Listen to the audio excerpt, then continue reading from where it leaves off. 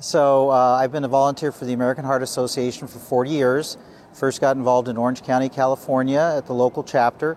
Helped them on a building campaign starting in 1982 to build a new chapter headquarters in 1982, and have a history, a family history of cardiovascular disease. Had an uncle who died at 28 of a stroke, and my father had very high cholesterol, which I inherited from him as well. So the mission aligned very nicely with my personal family history. And once I started, I never stopped. So went from that, became chairman of the Western States affiliate, eventually became chairman of the board of the National Board of Directors, and have done most other assignments in between. So I've been very involved with the organization. My chairmanship was 2002-2003, and so you can tell they still keep you involved even long after your chairmanship is over.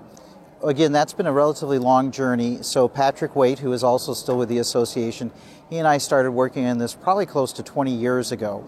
And I remember us having a discussion at the Heart Association whether or not we could afford to buy laptop computers for all of our staff. So that's how long ago this discussion goes back.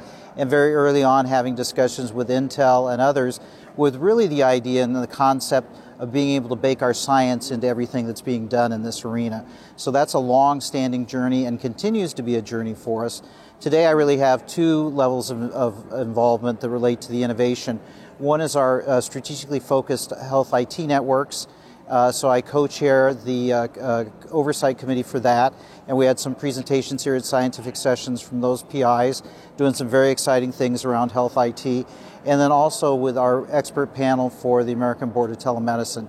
So working on how we're going to create programs for certification, protocols, and baking the science in so that it's evidence-based things that are being done in both those arenas. Well, I think I'm going to go back to the science. So we fund everything from basic science through clinical applications. Not so much on the clinical side. Others fund most of the clinical trials like the NIH and the pharmaceutical companies, but we started all with basic science. And then the other piece is really our guidelines.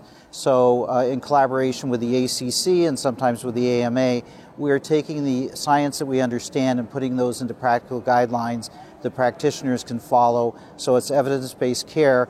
And now bringing that to the new arena of health IT is going to be a valuable position for the Heart Association to be able to do that. And having a nearly 100-year history of doing that is what uniquely positions us for that role.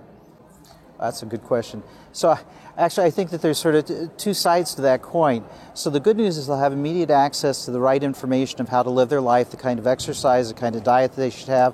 The flip side is the metaverse, which envisions everybody leading a sedentary lifestyle that's virtual. So, I want us to lean towards the first side, where we're taking our 10,000 steps a day, that we're doing all the things that we should do. We're eating right, we're watching our weight, we're watching our blood pressure, we're being monitored, and I think that's going to lead to great outcomes.